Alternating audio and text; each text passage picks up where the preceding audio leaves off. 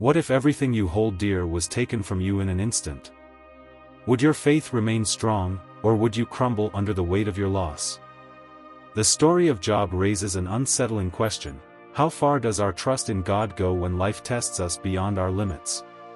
Could you endure the way Job did?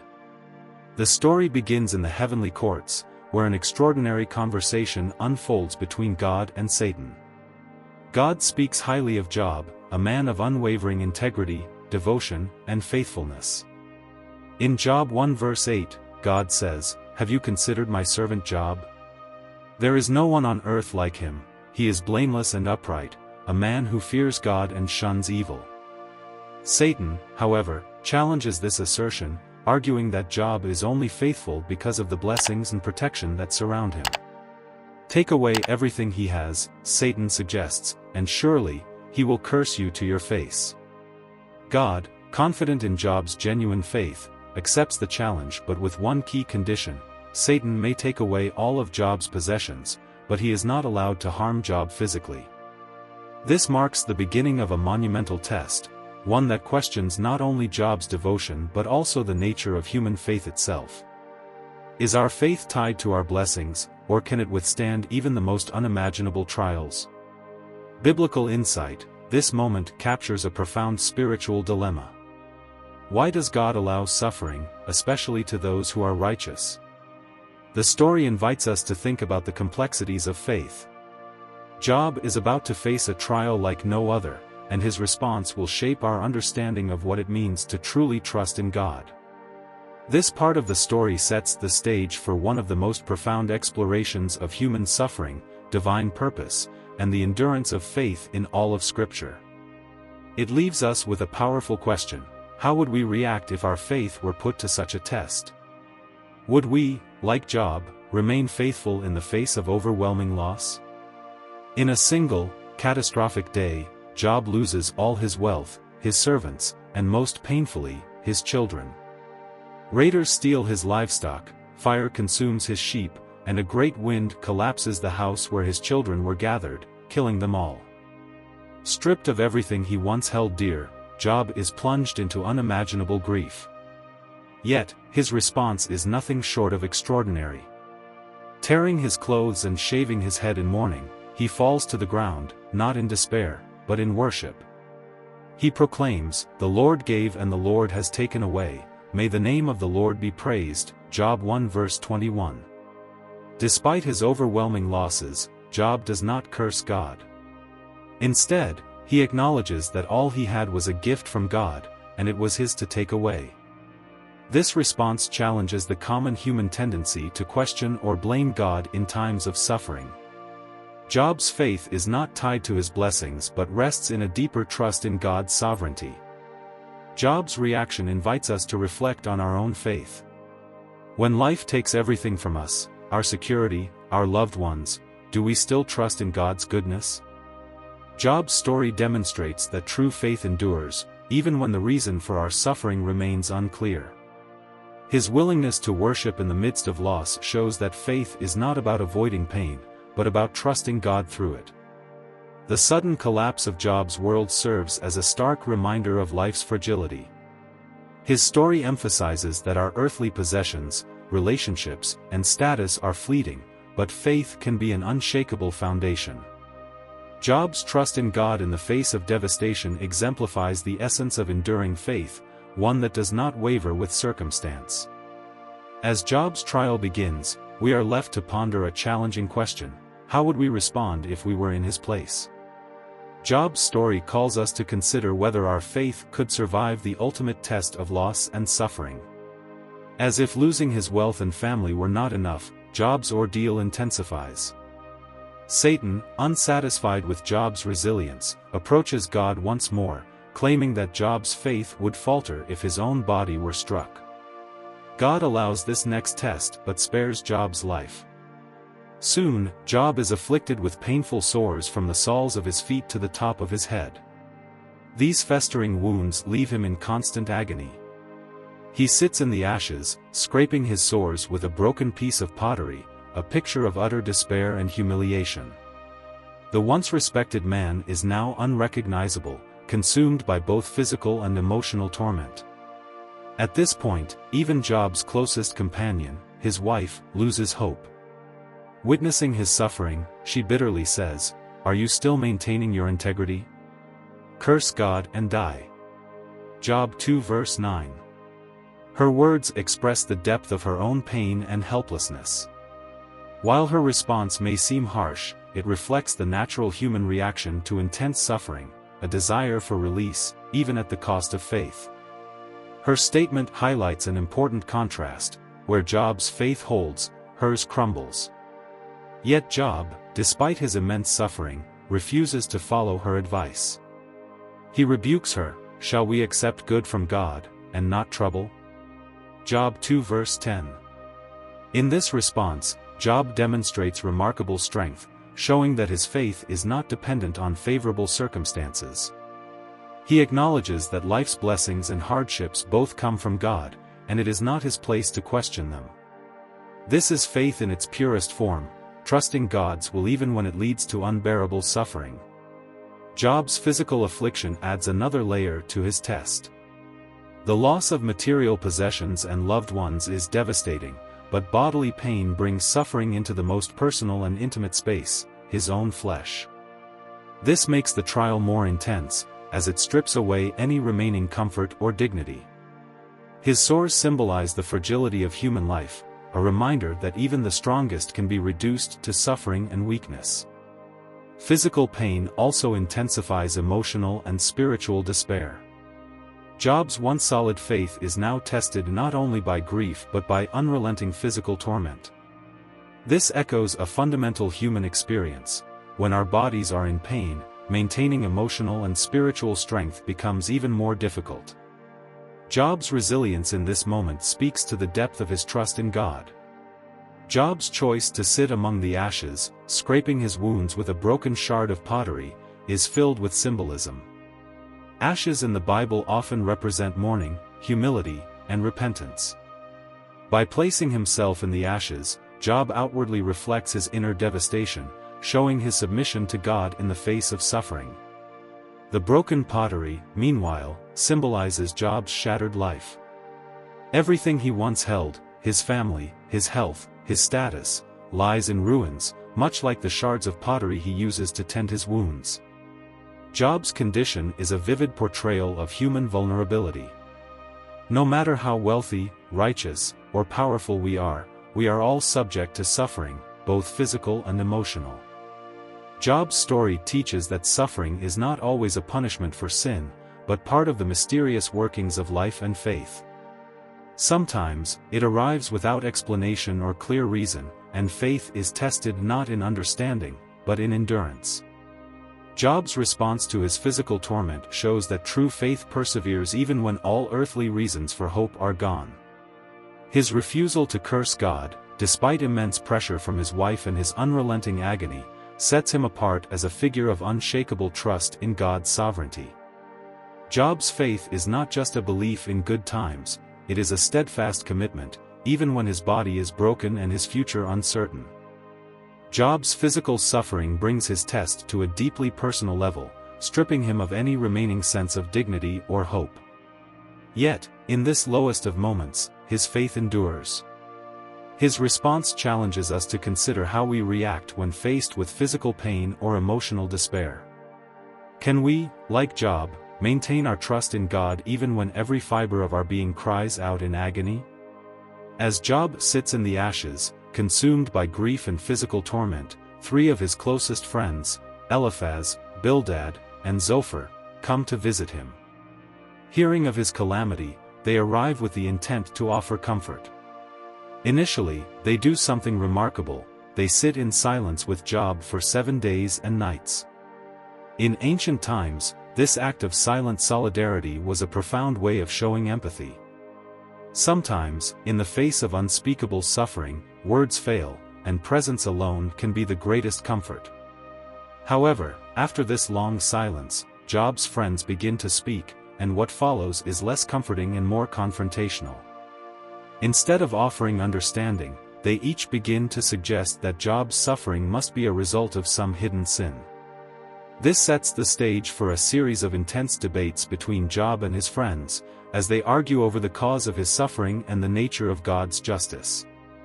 Eliphaz is the first to speak. His tone is gentle at first, but his message is clear: Job must have sinned, and his suffering is God's way of disciplining him. Eliphaz draws on his own experiences and visions to argue that no one is completely righteous before God. "Consider now," Eliphaz says, "who, being innocent, has ever perished? Where were the upright ever destroyed?" Job 4 verse 7. For him, suffering is a direct consequence of wrongdoing, and God uses it to correct and purify.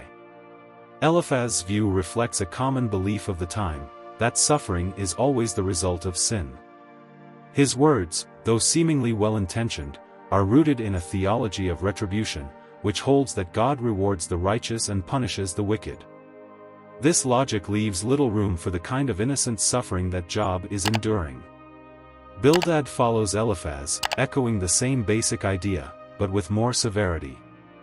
He insists that if Job's children died, it must have been because of their sin, Job 8 verse 4. To Bildad, God is just, and if someone suffers, it's because they deserve it. He urges Job to repent and seek God's favor again, believing that if Job humbles himself, God will restore him. Zophar, the third friend, is even more blunt and unforgiving. He accuses Job of talking too much and not accepting his punishment. He tells Job that he actually deserves worse for his sins. "Know this, God has even forgotten some of your sin," Job 11 verse 6. Zophar's approach is one of moral superiority, assuming that Job's suffering is entirely his fault. Throughout these debates, Job defends himself passionately. He knows he has lived a righteous life and does not believe his suffering is a result of hidden sin. "How long will you torment me and crush me with words?" he asks, Job 19 verse 2. Job's anguish deepens not only because of his physical pain but also due to the accusations of his friends, who should have been his source of comfort. Instead of offering support, they judge him, compounding his grief.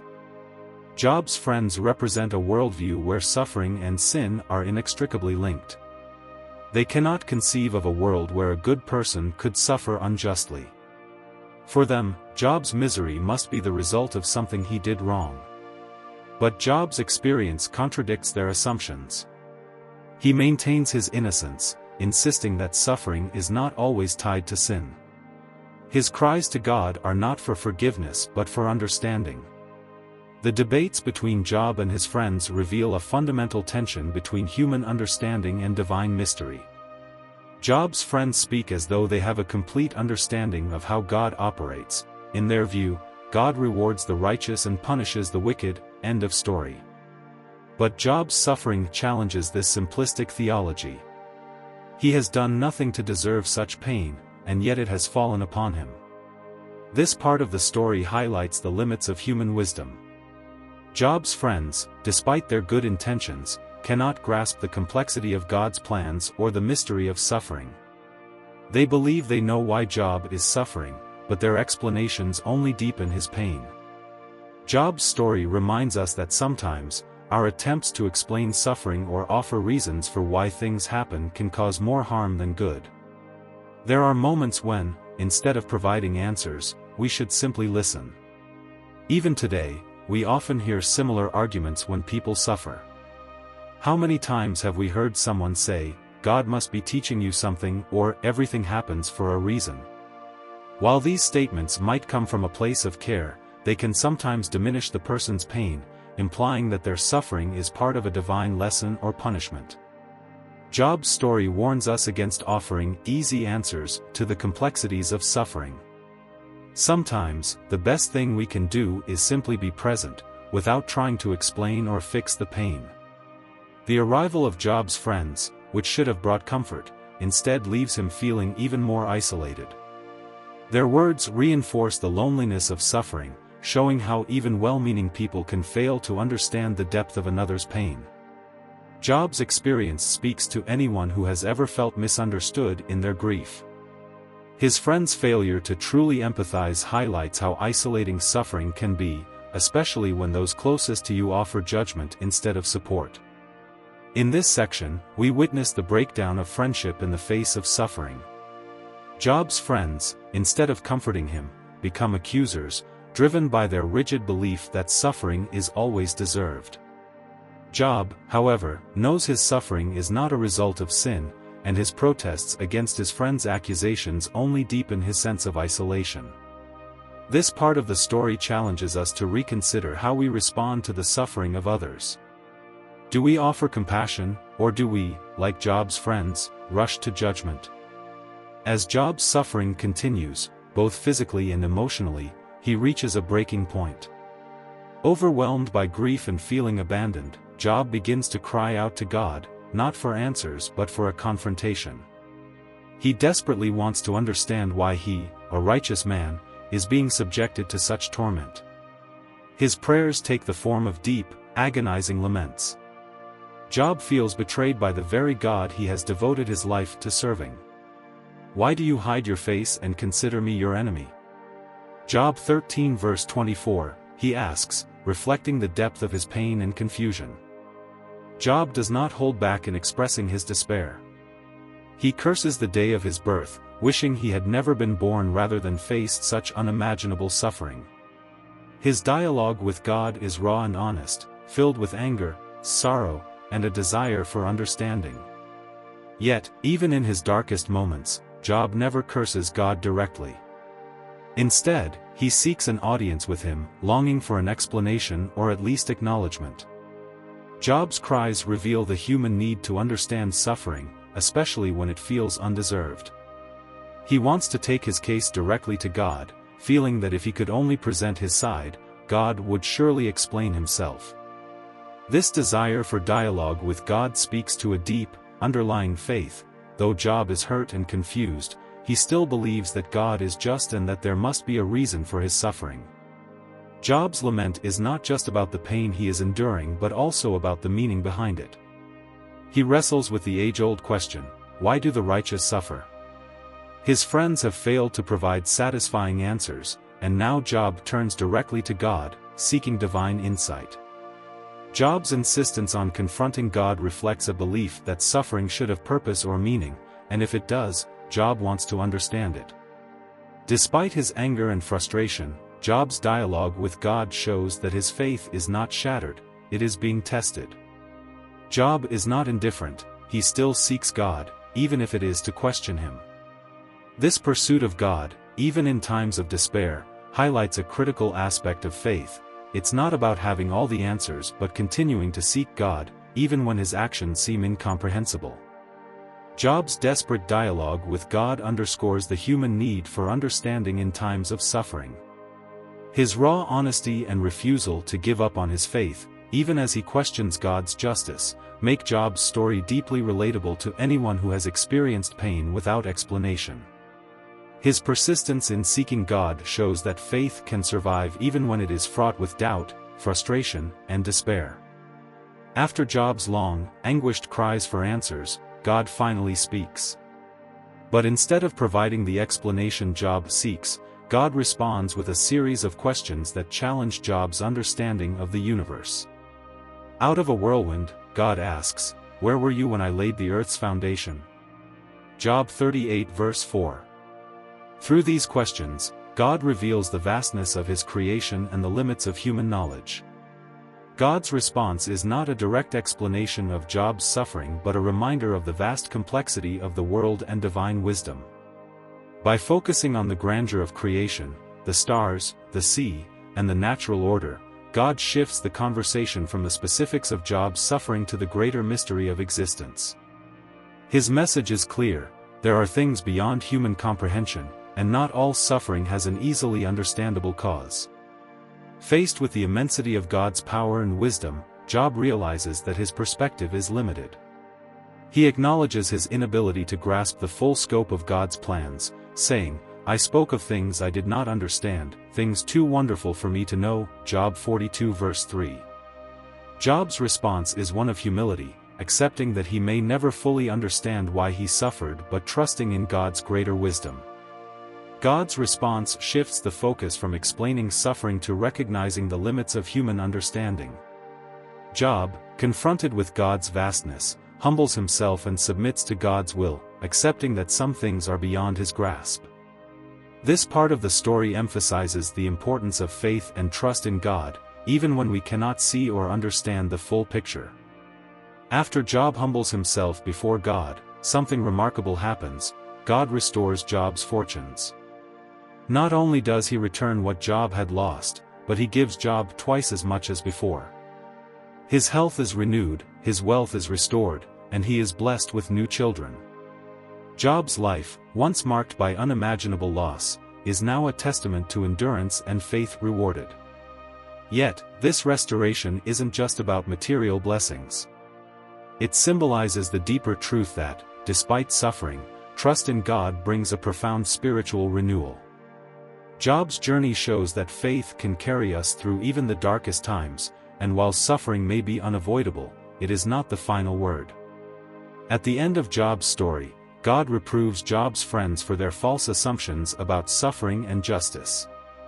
They had insisted that Job must have sinned to deserve his fate, but God makes it clear that their understanding was limited. God instructs them to offer sacrifices, and Job, in an act of mercy, prays for them. This highlights that God values humility, compassion, and forgiveness. The story concludes with a powerful lesson. Our understanding of divine justice is often incomplete, but God's compassion and mercy are boundless. Job's restoration does not negate his suffering, but it shows that enduring faith through hardship brings a deeper, more meaningful relationship with God. Job is not simply rewarded for his faithfulness, he is transformed by it. His story teaches us that while we may not always understand why we suffer, trusting in God can lead to renewal and growth, both spiritually and in our everyday lives. Job's story asks us a challenging question: how will we respond when life tests our faith? Will we trust in God's wisdom, even when we can't see the full picture? In times of trial, it's easy to doubt, but Job shows us that enduring faith opens the door to a deeper connection with God. I encourage you to reflect on your own journey. If you're facing hardship, remember Job's story and hold on to your faith. Trust that God is present in your struggles, and that there is hope, even when it seems distant. Share this message of resilience and faith with others, because you never know who may need to hear that suffering is not the end, but often the beginning of something greater.